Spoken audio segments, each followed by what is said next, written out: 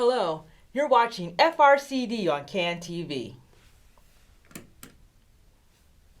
Family Resource Center on Disabilities is the Region 1 Parent Training and Information Center of Illinois. You can reach us at 312-939-3513. You can email us at info@frcd.org, and you can visit our website at www.frcd.org. We encourage you to follow us on Twitter at FRCDPTI and subscribe to our YouTube page at FRCD1231. And we also encourage you to like us on Facebook. Family Resource Center on Disabilities is not a law firm or a legal service agency. Hi, my name is Paula Wills, and I'm from Family Resource Center on Disabilities, and you're watching FRCD on CAN TV, where we discuss special education, parent advocacy, and resources for families of children with disabilities. And today, I'm happy to be back, and we are talking about myths and common things that parents hear at IEP meetings. So today, we're going to discuss some of those interesting conversations, and maybe we can offer some tips on how to respond. So without further ado, I'm going to go to our first one. Now this is a common quote that we hear at IEP meetings or meetings in general.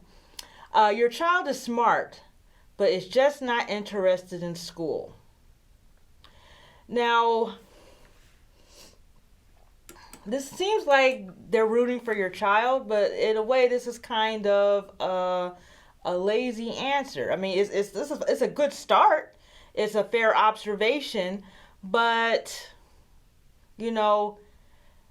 how do where are we getting your child is smart? What does that mean? How are we measuring that?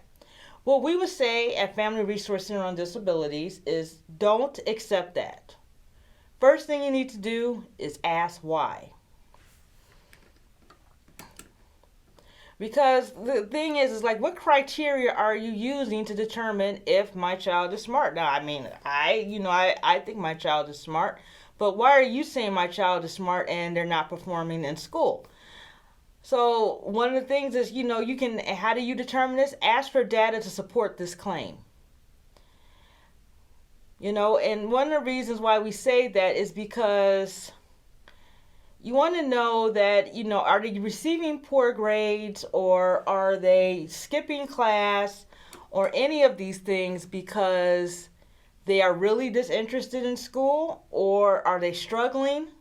How can we determine if the issue is your child is smart but not interested in school? Another term we hear is your child is lazy. They can do the work, they're just not applying themselves. I would want to know why. I mean, we all need motivation boosters, but still. So one thing we say to parents is, again, ask why, and then request data to support this. Could you demonstrate a situation where first my child demonstrated that they can do the work? And they may have a legitimate example of this. Maybe they have the data. Here's where your child performed well on this test, or they performed well on this project. And here is your child in other situations.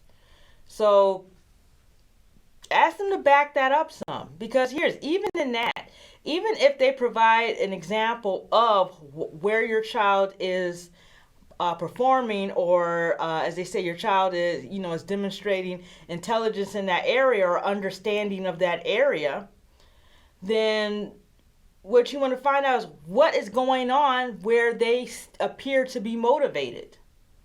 What are the circumstances? Is it because of their peers? Is it the type of work? Is it that they prefer projects to written tests? Where is that? Why is my child excited in this space but not in this space?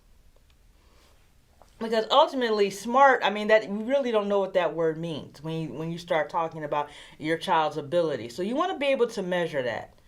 The other thing is, okay, maybe they can't demonstrate a situation where your child is performing.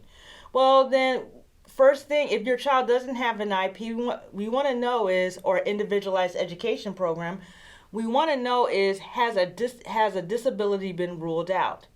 Is your child a child with a disability? Do we need to conduct an evaluation? If your child if your child has an IUP, if your child is a child with a disability, okay, let's take a look. Do we need to reevaluate our child, or my child? Not our child. I mean, you have your kid and I have mine. But the thing is we want to rule out, is this a manifestation of a disability? Is it a disability?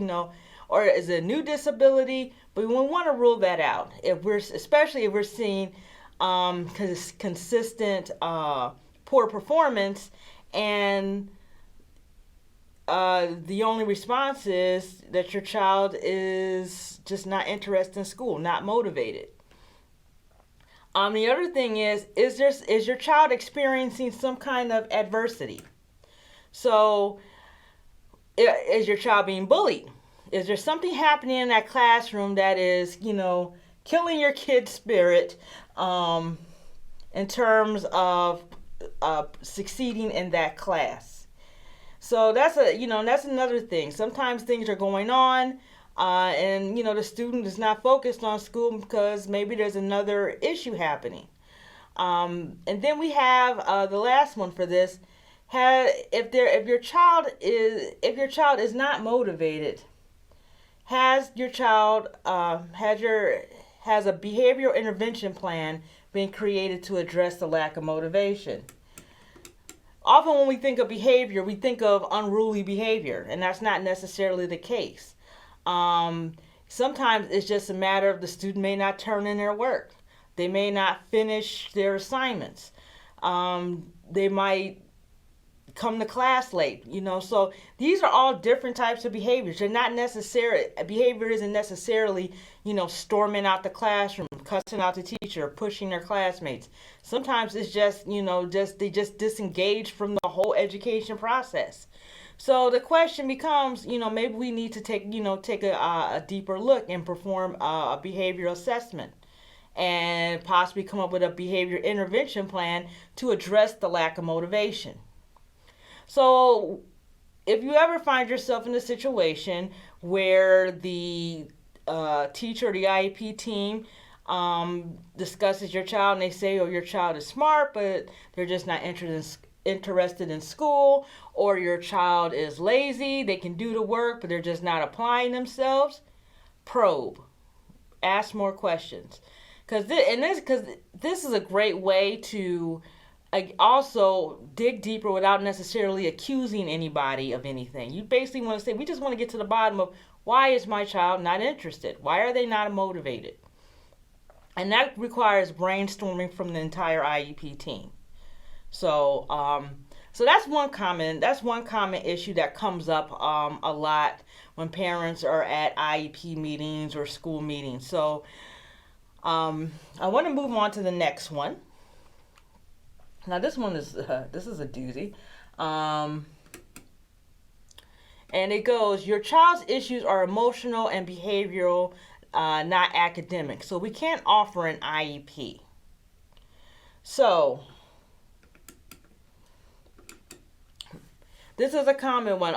Sometimes one of the myths of special education services is, well, your child is passing, or your child is, they're doing fine in school, so we don't need an IEP. But the emotional and behavioral aspects does have a significant impact on how your child is able to access the general curriculum, to access, the daily schoolwork. So, they may be able to do the work, they may be able to pass grades, but if there's an emotional component or a behavioral component that's preventing them from performing in academia, or even if they are performing, but like they have issues with their peers and things like that, of that nature, that's part of life. life is not just academia, and it does need to be addressed. So I have a lengthy quote that I want to read as to how to address this. I actually got this information from understood.org. It's a great resource for parents who are in whose children are receiving special education services. It's designed for parents. So let me go ahead and read this.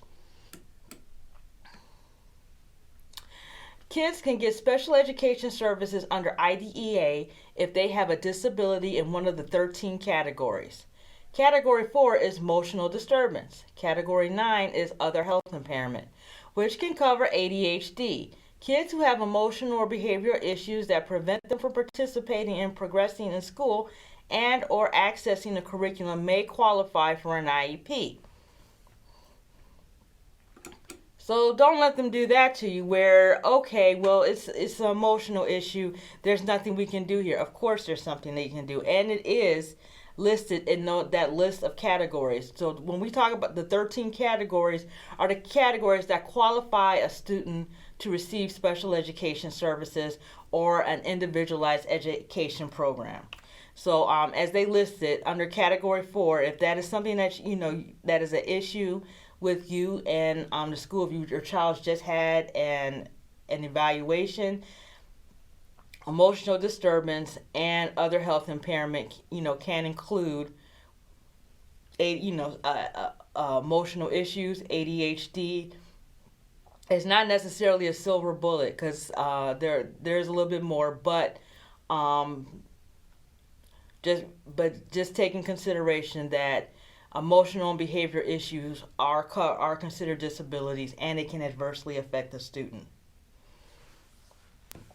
So moving on to our next common issue that comes up in IEP meetings.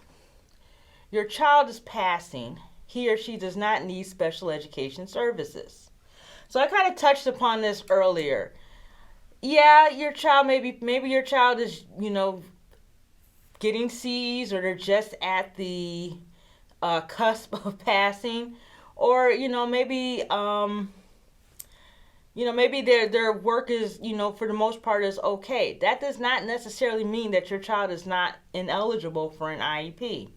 The Individuals with Disabilities Education Act says that a child may need special education even though the child has not failed and is advancing from grade to grade. So that's something. Even though they're passing, your child may be passing along, it doesn't necessarily mean that they're getting a free, appropriate public education. It doesn't mean they're not a child with a disability. And they definitely may need those special education services to bridge those gaps. So that is also something. If you hear this, well, you might go to a parent-teacher conference and you're concerned, like, well, he's struggling here, they're struggling there. I think my child needs more help. Can we get an evaluation? So, well, they're passing, so they won't get an IEP. Not necessarily so. Basically, what you want to do is you want an entire comprehensive evaluation, and you want a good look at who your child is and how they are operating presently. Because some of those areas, they may be past, they might be just skating by the day. But think about it. School gets more difficult. Those classes get harder. So if they're just skating by the day, you trust and believe it's going to get more complicated as they get older. So it's best to address these issues as soon as possible. But yes, if you are in an IEP meeting or any meeting, or for that matter, that's not true. Just because your child is passing doesn't mean they don't qualify for an IEP. So here's a fun one. We're already doing it. So what we mean when we say they're already doing it, commonly what we hear at Family Resource Center on Disabilities, and I'm sure some of you have heard this too, is you may go to an IEP, your child may need, you may need additional services, or you may learn of other services that may be appropriate for your child, and you want it written into the IEP. and the school may come back with saying, oh, we're already doing it. We do this for all the kids. A common one is assistive technology evaluation. You may go to an IEP meeting. Your child may benefit from assistive technology, and you want your child to be evaluated for it. They may come back with saying, "Oh, we're already doing it. We have all of these different apps. We have these different programs. We're already giving your child assistive technology. We do this for all the students." Not enough. They may be doing it. They may actually be doing it for all the students. Here's why this is important. You want especially if something is working, you want to document it in the IEP. You want to document that solution or service in the IEP, especially if it's working.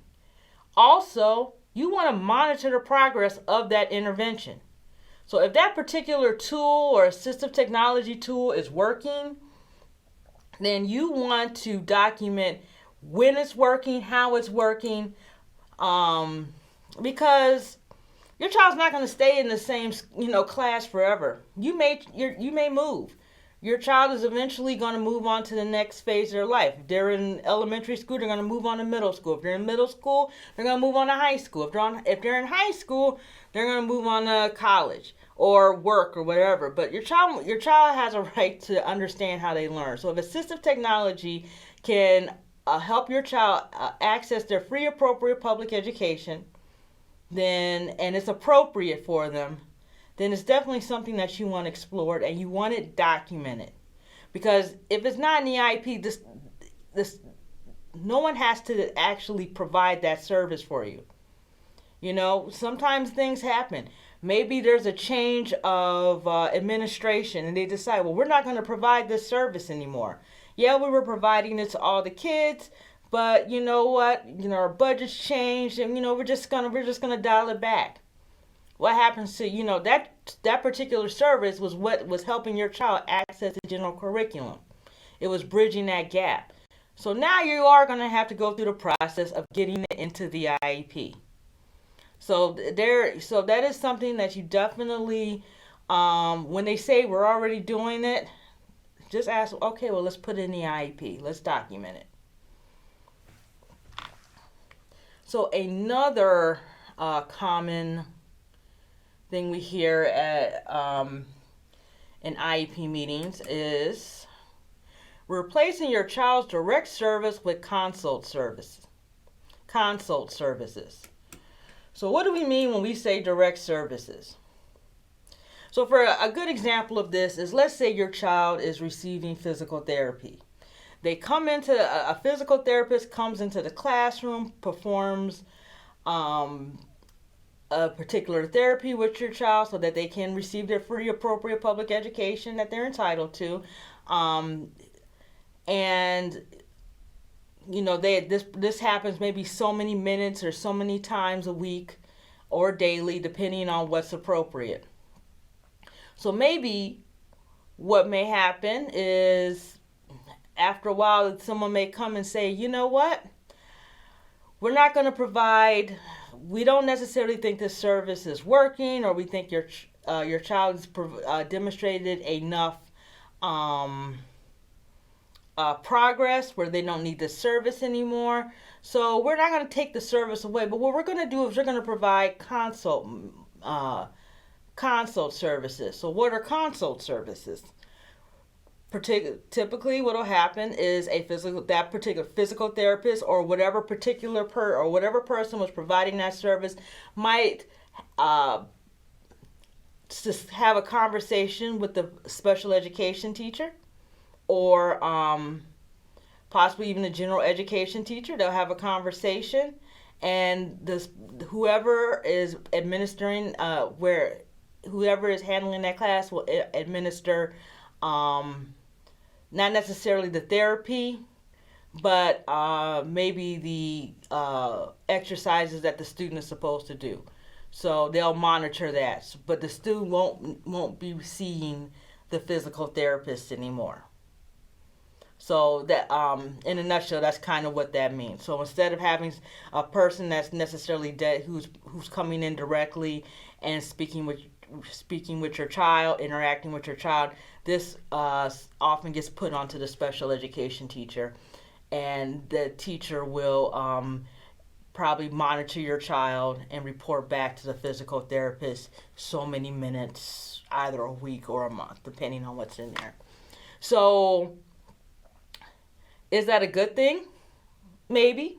It can be appropriate. It's not necessarily a bad thing. But what we would encourage you to do is ask why. What has changed? What data supports this change as to my child is that the direct service is no longer appropriate for my child? Is it, what goals are set? Has something changed in the goals that, deems the service inappropriate? What's changed? And why does it have to be one or the other?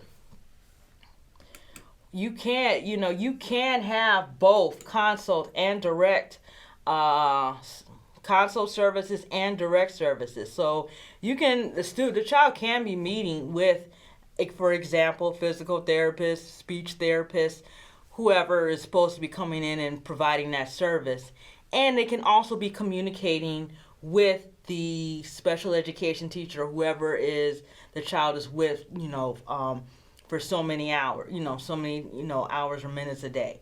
So it doesn't have to be one or the other. And then again, as I pointed out, has an assessment been done to determine if your child is no longer needs those direct services, or if consult services are best? Sometimes if a student has shown enough progress, and they may not necessarily want those services, they may want to be more independent in that way, then it might be appropriate where we just do consult services. But a student doesn't stop having a disability just because sometimes the student may learn how to manage it better, but it's not like the disability goes away. So some things are always a student's always gonna need. But that being said, do not just take it and when someone just says, we are replacing your child's direct service with a consult service. Probe, ask questions, explain what that looks like, and then what data do you have to support this major change. So, moving on to our next one, we don't have the budget to fund those services. Now, we don't hear this as much, but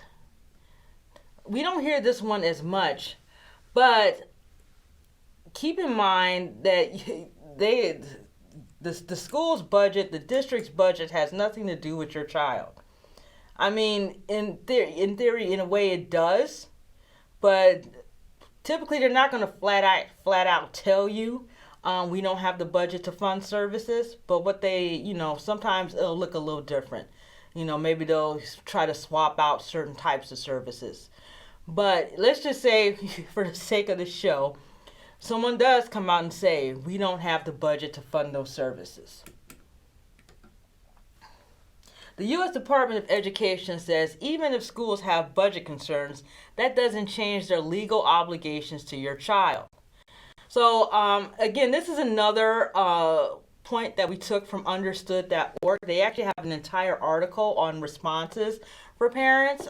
Some of them, most of them we agree with. Some of them I could see that becoming a bit adversarial. But I did like this one. And their sample response is, under IDEA, special education services depend on the needs of the student, not on money. The Department of Education says lack of funding doesn't change my child's rights. My child needs this technology to benefit from school and prepare for the future. So this is a sample response, but basically, it's in the IEP. This is the service. Typically, what will happen is the service has to be appropriate. It does not have to be the best service. You don't have to, back in the day when Cadillacs were the car, but, you know, basically they have to provide the service that is appropriate for your child. It doesn't necessarily have to be the most expensive, but it does have to help that child bridge that gap as much as possible. That's why we often say at Family Resource Center on Disabilities, don't say, I want what's best for my child. I want what's appropriate for my child. Because that's what's in the Individuals with Disabilities Education Act. Appropriate. And for this very reason, the courts take into consideration that not every school is funded the same. IDEA, again, is funded, I believe, at 12%, 18% federally. So the state and school districts have to come up with the rest of that money. So some school districts have more resources, others do, others maybe not so much. But in IDEA, the school district has to either provide that service or send the student to a place that can provide the service that's appropriate so that they can receive their free, appropriate public education. And if you notice in FAPE, the word appropriate, free, appropriate public education. So, rarely, it has happened, but typically they won't necessarily come out and say that we just don't have it in the budget to, provide your child speech therapy. But it may look a number of ways. But either way, if the service is appropriate for your child, then it needs to be done. It needs to be delivered. So if they can't do it at the school, in that particular school setting, the school district needs to send your child someplace where they can provide that service. It's a number of things that get involved in that, and I highly encourage, if you guys have questions about these sorts of things, to certainly contact Family Resource Center on Disabilities, or take one of our trainings on special education services. We do a number of special education rights trainings, free trainings via webinar every month. So we definitely kind of touch upon this. Then, so is this the last one? No, I think we might have another one. Here's another common one that comes up. We need to try response to intervention before we give your child special education services. Or RTI. So, RTI is a school-wide approach for identifying and helping struggling students. It is not an IEP. The approach is definitely different. Sometimes schools may utilize RTI to help to deal with students who are struggling, but they do not have to go through RTI in order to receive special education services. The U.S. Department has reminded schools that RTI cannot be used to delay or deny services, and that has been an issue in the past, and depending on where you go, it probably still is an issue. But students, I'm sorry. Just because your student may be receiving RTI or that's suggested, you can still request to be evaluated for special education services. Because even though, just because they say, oh, okay, well, we're going to try this, we're going to try that. You got to think about how much time a kid really has. Those years fly by. So if you notice that your child is struggling, so, well, let's try this program. Well, that might be like 3-4 months. And then, after they, process the data from that, you're looking at a year. And your child's falling further and further behind. Even with RTI, you can't simultaneously be testing for if your child is a child with a disability and receiving RTI. So you don't have to wait. So one thing I would definitely suggest that if this is a concern for you, yeah, give our office a call. And also taking consideration that this is not a process to obtaining an IEP, an individualized education program. This is something separate, and that it can be useful. When it works, it works, but when it doesn't, it doesn't. So you don't want to waste the student's time if the student really does have a disability that's preventing them from accessing the general curriculum, because this is just going to kind of like waste their time, and they're going to become further divested or less engaged in or education in general, and you don't want to do that. Okay, so these are just a couple of some of the responses that or conversations that happen in IEP meetings. I highly, recommend, if you have questions about anything you've heard here today, or you hear something weird in an IEP meeting, definitely give our center a call at Family Resource Center on Disabilities, 312-939-3513. Again, my name is Paula Wills. You've been watching FRCD on CAN TV.